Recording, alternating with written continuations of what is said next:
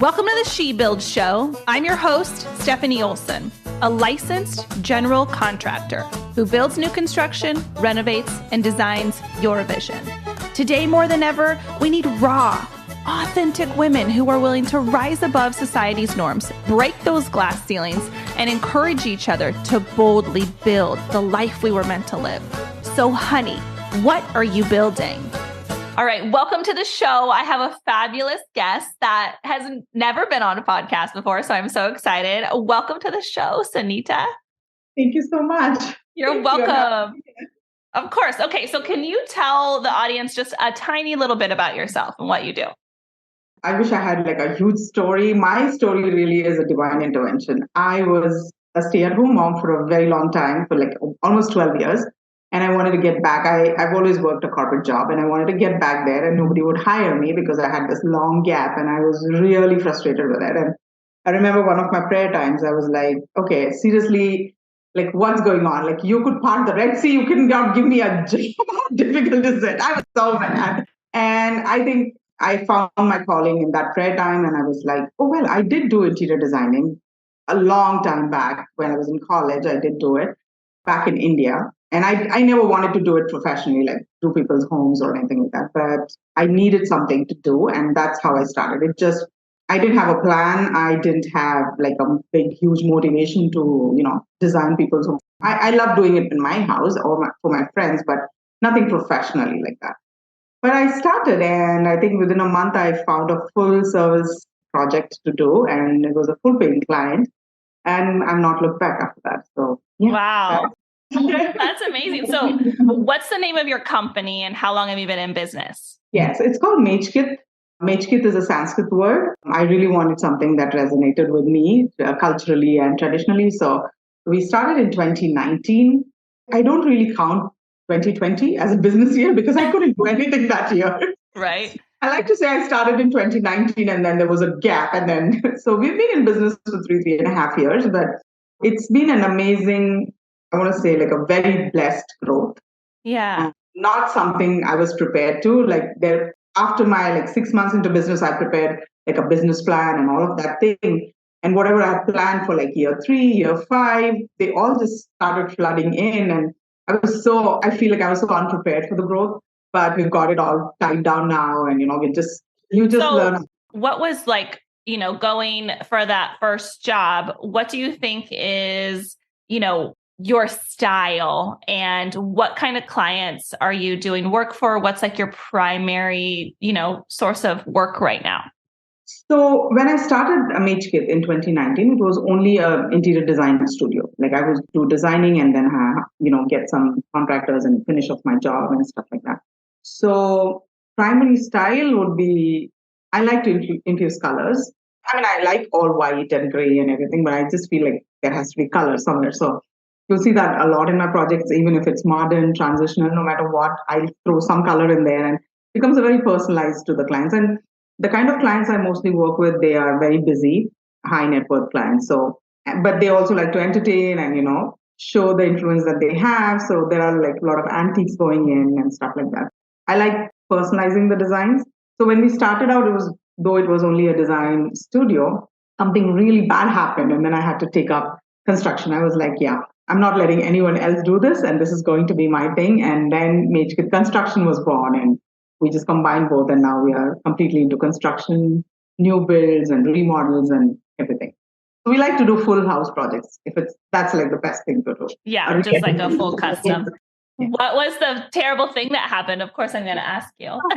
Yes. So I have to say that because I like to tell that story because I feel like it is very inspiring. It wasn't inspiring at that time, but now when I say that, very much learning experience. It was. I took up a full remodel project. It was actually a design and remodel. So the contractor that I was working with, he was not known to me. Like he was doing a job in my own house, so I knew him. But I don't know what, you never know why people behave certain ways. I know. He took the money and he went off, and he would not return my calls, and then he was just absconding. And the client had come to me, and I didn't know what to do. This was my third client. Oh my gosh. I was like, and a very highly influential real estate agent had recommended me to them. So that was another thing. And I was forever trying to impress this real estate agent because I really was hoping like she'll get me business. And it just happened. And I've spent days going back and forth in that house, sitting there and just crying, like sobbing. I would have my dinner and I'll tell my husband, I'll just take a drive and come, and I'll eventually end up at the site. I had the keys, I would just go in, and the whole house was demoed inside. And I would sit on the staircase and cry, not knowing what to do because I didn't know what to do. And I had to hand over the project, and the client knew something was happening, and they kept telling me that the contractor is not showing up, this, that, and they were not living there though, but I knew it was a mess. And the thing is, I was covered by the contract because I had made a contract and I knew that, there was COVID going on and all of that. We just started opening up. And my contract clearly stated that if the contractor goes away because of COVID or something, then, the client is responsible to get another contractor, or we will work with another contract. And that is what the contractor had told me. He said he got COVID and he left and he never came back. So I didn't know what happened. So I was okay with the contract. That thing inside you, that the guy lied to you. I just knew because even before his phone rang, I told my husband, he's going to make this a COVID story. And he did. And I knew he was lying. And I just, in my good conscience, couldn't tell the client that, you'll have to look for another contract. I just needed to do it myself. And it was a big hit, used our personal money, and we completed the project. Yeah. Isn't that hard? Sometimes that's so hard, but it's like, you know what? You just have to do the right thing sometimes. Yes. I had to do it because that's the day I started my business. I like I said, I didn't have a plan or anything, but one thing I was very sure of was my clients will never feel threatened that their money is going away somewhere or they'll not feel valued. That the core is them. Like I have always kept that in my mind. So I never wanted them to feel cheated or anything. And so I decided to do it myself. And then I hired people and I started interviewing them, and I started asking a lot of questions on everything that they were doing. I was every day on site, and that was the only project I was concentrating on, doing nothing. End of it, we handed over a completed project. It took time. They were very patient with me. I'm so thankful for that. And we handed over a complete project. And even after that, the earlier contractor had done some rubbish job. So we had to go back to correct it. And we did as many times as they called us, we did. But from there on, we've not looked back, and I've learned so much. I formed such a great team. That's when I registered my company as a construction company. We went for insurance and all of that. Everything just fell in place after that. And I just thought this was meant to be. This was my school. I don't see it as a bad thing. I mean, I know I said that, but it's more of a school. I invested. Yeah, you have to learn. Yes. And it's it now. We're building so many homes, and we have a couple of projects this year, and I know I'm going to be great at it. Like we have a great team doing it now. That's amazing. So are you in the place of, and I do want to acknowledge the fact that you could have given up and tucked your tail and ran, because I've been in that position before where it just feels hopeless. And you have, I think as women, we have such a desire just to please everyone and take on the burden ourselves and feel like we have, we created this, we have to solve it. And it just takes so much tenacity to continue on, and to then at this point, look back and be like, oh, I'm actually grateful for that. So you are a very much growth-minded, mature person to be able to handle it and be grateful for it. That's what I always say. If you go through something terrible and you can look back and have gratitude for it, it's then that was meant to be. So I applaud you. Thank you. Thank you. So tell me how the transition went, because, you were just doing interior design. And I feel like a lot of interior designers struggle with this, is just finding, like any client, if they were just trying to go find a contractor, finding reliable people to do work. And then, they end up coordinating and project managing and doing that type of thing. So when you started the company, did one of you or your husband become a contractor, or did you guys partner with somebody? Just let me know the structure of how you guys are doing that. Yeah. So that's not, my husband has a corporate job, and I call him the investor in my business. That's where we covered the losses from in the first year of this mess that had happened. But after that incident, so for me, I did not want to rely on people as much as processes. So now what we have done is in our company, so even if I am not there, work can be done. So if I hire a team, if I have a team that is dedicated to a project, there is a process. I don't care if this team doesn't show up tomorrow, another team can come in and take their place. So we've built on processes more than people. So everything, like we have a proper schedule made for plumbing, electric, foundations, doors, windows, every little thing. Like I've personally gone through all of this. I hired some good coaches to see what really works. And so we put all of that together. So I want to say my business is not people dependent as much it was earlier. Now it is more process dependent. So we take care of that. Now, how we built the team was in that same project where I got to work with a lot of subs. I found a lot of good people who really worked for me without taking pay because they just saw what I was trying to do. And that one of the guys is the head of projects now for us, and he often tells my story, and he'll tell things like, yeah, I started working for her because I know what she was trying to do for the client. And that's something that is very emotional for me. So he's there, he oversees all of our projects. So that's how we built. So he comes in, he's the guy who interviews our other subs, and we have a little qualification thing that we do for everybody. And we kept them all on team. So the pricing, when, for example, like if we have one client coming in and we are designing and remodeling or building, then we have our pricing team that is different. And then the team that actually works is different. So we do that. And right now, just as I speak, it's been, I want to say like a month. My husband has joined us as head of construction. Oh, cool. So to convince him to, that I can pay your corporate salary now and then join us. I think he enjoys it. And yeah, he's the head of construction in our business. And we also take care of all the operations and stuff like that. So we are actually now a big team that we do. So how many employees do you guys have? Right now on file, we have about 3 and the rest are 1099. Yeah. And how many relationships are you, kind of coordinating and running with your subcontractors? Like, do you have 30? What's your kind of circle look like? Contractors we have? Yeah. I'm just curious how many. No, we try to keep, so like for electricians, we like to keep like 5 on our file. We have plumbers, same as 5. I think we have 6 plumbers. So we have master plumbers, and then we have the junior ones, and we try to do that kind of thing. And same with every company or every sub vendor that we work with, we have at least 5 people on file. Top 3 we definitely work with, and if we get more projects, then they're passed on to the other. Okay, I love that. It's just interesting to see how people, set up their business and what's, working for them. So then how many projects are you guys doing at one time? So, we don't say no to any project that comes our way. We take them up because we do have teams working for different projects, and then we just oversee. We believe in hiring people to work more projects than telling no, we don't have the bandwidth. We do have the bandwidth. Dallas is filled with talent and people, and we've been so far blessed by working with them. So we can take as many projects we want, and we just hire more people and we work. This year we have I think we have 9 design projects that should finish in the first quarter. They're almost ready to be photographed. And then we have, I want to say, about 4 new builds that we are starting from like ground up. And we are in the process of civil engineering and city permits and stuff like that. Yeah, they're all in the pipeline. Luxury. Yeah, they're all custom luxury homes, like on acreages.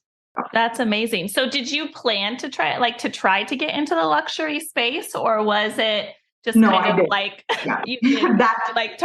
that? Yes. No, I didn't target. Like, I say this with the most humility that I have, that I have not spent a single dime on advertisement for the past 3-4 years we have been in business. It's always been word of mouth and client referrals, just gotten from one client from the other client. And that's just the way. And when we didn't have any work, like if 1 or 2 months we don't have new clients, we have work that we finish up, and then we work on our business. We look at the process and just enjoy the downtime. Yeah. We just enjoy that. So I was just thinking about that like this morning. I'm like, when we're done with like the 3 that we're working on, I'm like, I would be okay to have like everybody have a month where nothing happened.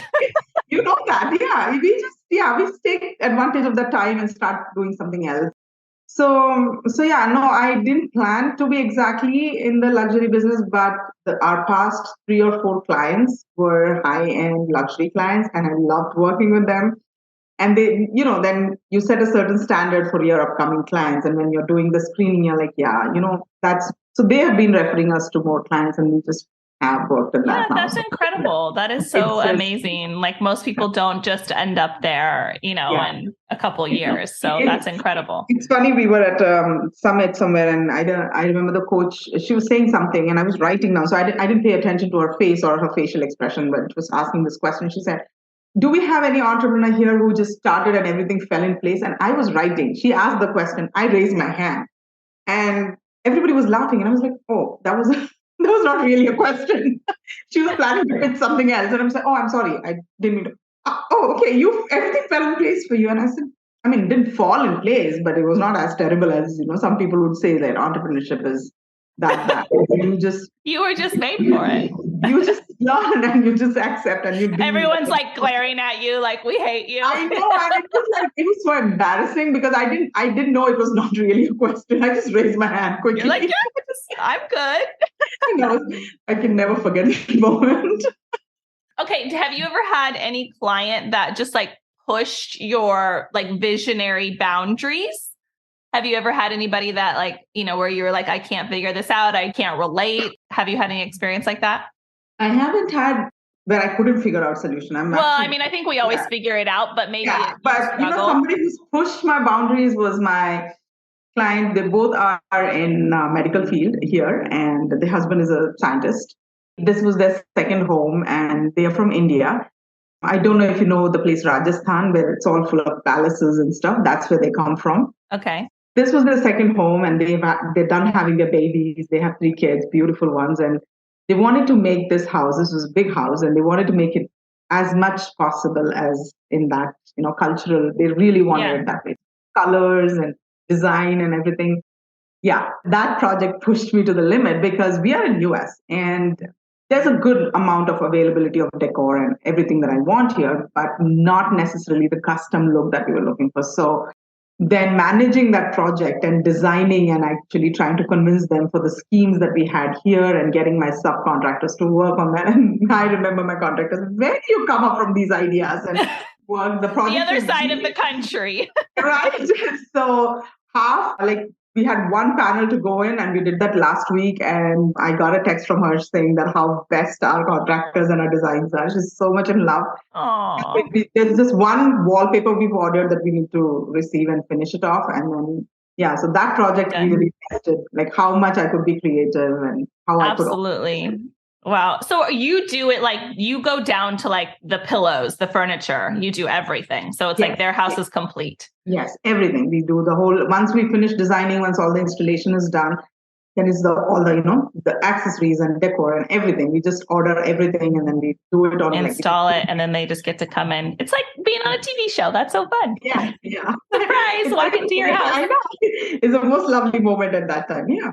Oh, nice. Right. How long is like your average project?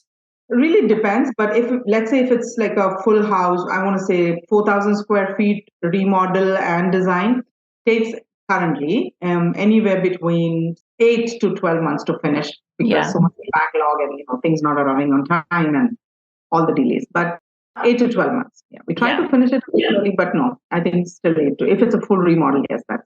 Yeah, it takes that long.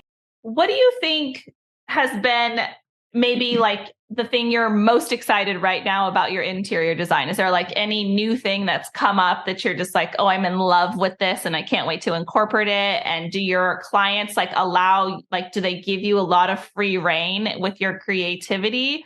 Or do you feel more like constrained? No, it's funny. This morning in my gratitude journal, I was writing that. I was writing that about my clients. I love them. They love me. I know that, but I love them. You do form certain kind of a friendship at some level. It's really emotional and personal when working on people's homes. So they give me that liberty. But to take that liberty, I need to first understand really what they want and their vision for their house. Sometimes we'll just walk in and say, if it's an Indian family, they would say, oh, I don't want the whole Indian color and everything. I just want very modern home. And they don't know what they mean by that. So they're just saying something. So they're just throwing the word modern out there. They don't know it. So like modern's very modern. It's very different. Yeah. So it's my job to educate them. And then according to their lifestyle, end of the day, when they look at it, they're so happy at the presentation and they love it.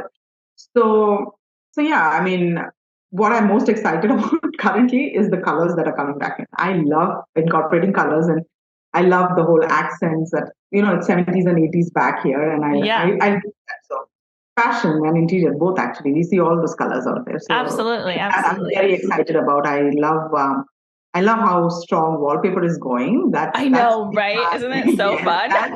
That's been my thing always, and I've never found it very difficult to convince people to do that, except if they don't have the budget for that. But otherwise, I think it's always been there, and I love what has come back, with like bold designs, and I feel like they're not boring. They're less boring now. They're not that boring. Yeah, I want to like desperately do like a monochromatic bathroom or something where it's just like all one color, but with wallpaper. I want somebody to be like, Stefanie, please. I feel like I don't run into a whole lot of people that are willing to take risks. But like, you can hide it in the closet over there. So are you the sole person doing all of the design on every house and picking out every single thing? Yes. So I am the principal designer. I come up with the palette. I am the one who needs to talk to the client personally and do everything. Then occasionally I do outsource, or rather I hire someone on project basis to assist me with, if I have too many things going on, then I need someone to do the sketch or, like a 3D or help me with sourcing. But if I'm not doing so much, and like I'm telling you, like all my projects are to finish, and the new projects are still in the permit stage. So I don't have design to do, and I'm dying to design something. I just do something there. So less paperwork, more design. So right now, if I got a project, I wouldn't give it to anyone. It's me all over. I mean, I just need to do it. But if I have too many things going on, then all the admin and sort of things, I can just give it to someone. Yeah. Yeah, absolutely. With, regards to coming up, do you feel like coming up with ideas, do you feel like the creativity comes easily? And, because for example, for me, if I'm too stressed or too busy, or I don't have enough like time in my schedule, it's really hard for me to be creative. You're also a mom. Is that right? Yes. You told me that earlier. So how is that like balancing and getting, I know you're itching for some creativity right now, but, if there is a season where it feels too busy, how are you balancing all of that? And how do you kind of get inspired? Okay, I'm going to tell you this. I don't know if everybody does this, but when we sign the contract, I am very open with my clients. I tell them that I'm in the business of creating, and it is not a line job. Yeah, it doesn't. It's not a straight line. Yeah. It doesn't happen. So if I have we have a timeline, of course. We have a timeline on when we are going to do the final design presentation, when we're going to bring samples and all of that. But I do let them know that if I hit a block, and if I'm not able to envision something, if I'm not able to come up with something, I am going to take time. It won't be like forever, but I'm going to take time. And I have some internal personal schedules done so that I can work like that. But for my client, I let them know. This is an artist's job. It's not something that you walk into an office and you find something. The HGTV reveal moment happens only after too many things. It's not like it happens immediately. We have a process. And the most important part of the process is my brain. And if I'm going to go through something, I'm going to let you know, and I'm going to take a break, and then I have to come up with the design. They are well aware of it. By God's grace, so far, I've never had to use that card. I'm always on time. So, and then when you're saying, right, mom, job, and, everything, like we spend a lot of time as family. I love to do a lot of other things as well. I like to put it in my calendar. Like there are 2 days that is absolutely nothing. That means do not expect food from me. Anyways, I don't cook. My husband is the one who's so much into the kitchen. He loves cooking. So don't expect any mom jobs from me, just a hug and a kiss. That's all. Beyond that, it's not going to go anywhere. So it's me in some garden, or, having a coffee, or just reading, listening to music. I just like to prep myself a little bit. So I have that time for myself, and I sit down and I like to go through the notes and look up for inspiration and just think and visualize the design. Not actually have anything planned, but planned just for yourself. Yes. So I do that. My people working on site know not to call me. I will not pick up the phones. It'll go to, somebody else who can handle stuff. Everything is done before that so that everybody can give me that time. I try to, and sometimes I take the time off and I still hit a block and I don't get anything, and that's fine. But I've still done what I'm supposed to do. And some days it's just, I'm sleeping very peacefully at 1:00 at night, and it's like, oh my God, I could do this, and then come out and just make that note. Sometimes it's very well planned. Sometimes it's just all in there. And right. And then it comes out. Oh, that's glorious. I love that you take that time. My friend she calls it in her calendar thinking time, where she just doesn't plan anything, but it's in her schedule to go and not have anything planned, but she plans to not have anything planned. And I'm like, I think that's just a beautiful way to allow the creativity to flow and to also just like come up with new ideas and feel inspired and not constrained. And I think the part that when I try to do that, I think I'm really bad about answering my phone. I'm like, I want to throw it away. So I applaud you for that as well, that you could just be like, everybody knows you can't contact me from, Tuesday, Thursday to this. Yes. Yeah. Well, that takes like self-control and to also have the processes and systems set up that they know they can call someone else. Yeah, I mean, I didn't start out like that. It was like everything needs to be done, but I've realized doing the job, see, you learn so much on your job, right? While you're doing it. This is January, right? So somewhere last year in October is when I realized there is a do not disturb mode on the phone that I can use. Mine's on right now. So for me, do not disturb was, I used to get very tense that, oh my God, if I put my phone on do not disturb, what happens if my daughter calls, or what if my husband was trying to read? Now I know that I can actually, they can bypass. Yeah. Yes, they can bypass that. And so many things, you learn these things when there is a need. There's a way. Yeah. There's an app for that. Yes. To add to the point that we were talking about, one of the other things that I think everybody should do, I do it. I've started only like recently because I didn't know many people here in Dallas that were interior designers or, I was part of anything. But I've now recently started going out with them, like for a coffee, just networking. And I don't mean networking in a way that, you're trying to pitch yourself or something, nothing like that. Just talking to them, because when you're talking to your colleagues, your peers, I feel that clears a lot of your headspace. And sometimes they offer you like solutions and things that you wouldn't have thought about. I always, even prospects, when they come in, I always tell them that they cannot go wrong by choosing anyone in Dallas. I feel like we are so tremendously blessed with talent. We have some amazing designers here, and it's a privilege to have met them and be in that group and, talk to them and stuff like that. That really helps as well. I feel like they understand me better than my own team, because they're doing, different work than you are. Yes. Yeah, absolutely. Yes. That's awesome. I think that is another good thing to do. Okay, one final question. Do you like to read? That's not the question, but I'm going to ask you a question after this question. Yes. I do like to read, yes. Do you have any, is there any book that stands out for you, kind of going from I was a stay-at-home mom and now I'm running this, empire? Was there any one or two books that just kind of stood out to you that really helped you? This is the systems and processes I set up and this is where I got it. Is there anything like that? So in relationship to my business, the books by Luann Nigera, Well-Designed Business, I'm a fan. Everything, just her podcast and everything, all of it. It's Well-Designed Business, is that what you said? Yes. Cool. Well-Designed Business. Love that. And it's been life-changing. It's been very, very helpful to my business. I know now she has an academy and all that, but before that, I used to call myself. I just graduated from Luann's academy. I mean, she didn't even have that. My husband says that now I manifested it for her, because I would always say, I went to Luann's school and I've learned this, because it's a really amazing. Her books are great. Her podcast is amazing. So that's been great. And the other book that really helped me change my mindset and, work in my business was Think and Grow Rich.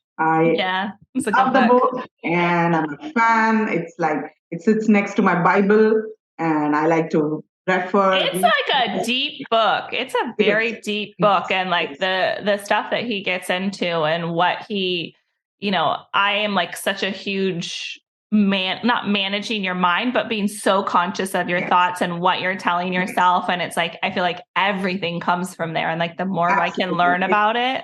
Like I said, it's just like Bible. You read the same verse again and again, and you hit something different again and again. And absolutely. You read it, and every time you think, oh, where was this last time? Right. So, what is it in the Think and Grow Rich? There was was it one guy? I don't know. I read an interview, and I can't remember his name, but he has read that book over and over and over for 40 years, and it's just Bob Proctor. Yes. You just can't get. It just never ever It's a book, and out of style or whatever. And I think he says that's the only book he's ever read. He was not into reading. He's never read anything. This is the only book. And every time somebody says, "Have you finished the book?" he says, "No, I'm still reading it," because he's saying, for me, reading is reading. Like I have to understand it, and it just doesn't get better. You kept reading, keep reading it. Yeah, absolutely. That's very. I agree. Okay, well, if you can, thank you so much for all of this. And if you can just tell everybody, like if they're looking to hire you and find you or follow you, where can they do that? Yes, we have our website. We are uploading some new pictures, so we've kept it on hold right now. But we do have a website. It's called www. I don't believe I said that www. My daughter's gonna laugh. It's magekidinteriors.com. And we are on social media, Instagram. You can just search for Sunita Ritesh and they'll find you. Absolutely. And we'll have all the link to the show notes and the podcast and everything so everybody can find you. And thank you so much for being here. Definitely. Thank you so much. Your stuff is absolutely gorgeous and more people need to hire you. You're incredible. Thank you. Absolutely. Okay. Well, thanks again and have an awesome day. You too. Okay. Bye. Thanks for joining me today on the She Build Show. My name is Stefanie Olson. My hope is that this episode leaves you feeling empowered and ready to boldly take that step into building the life that you envision, 1 2x4 at a time.